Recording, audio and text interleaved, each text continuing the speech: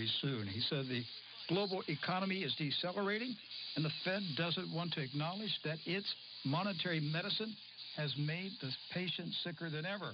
The London Telegraph reported today that Chinese factory growth is now at its weakest since early 2009, stirring up fears that many of the countries it trades with face a hard landing in their economies. Mr. Rick Rule, President and CEO of Sprott U.S. Holdings Incorporated, is on the telephone. Sprott Incorporated is a Toronto-based investment management company with over $7 billion in assets under management. This is his first time on the program. Rick Rule, welcome to the program. Thank you for having me. I appreciate the opportunity. Yes, sir.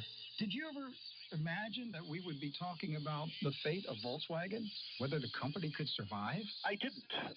Volkswagen, I should begin by saying I'm not an auto analyst, I'm a resource analyst, but Volkswagen has certainly fashioned a pretty spectacular global turnaround in the last 10 years. Their expansion in the Chinese market and their ability to maintain volumes in Europe when the automobile industry in Europe was falling apart, as well as their demonstrated expertise in manufacturing, makes this a complete surprise. They were, of course, weak in the U.S. market, and perhaps it was the very strict U.S. diesel emissions rules in conjunction with their attempt to penetrate the U.S. market in a diesel product where they had a durable competitive advantage that caused them to do what they are alleged to have done, or I guess what they've admitted to doing.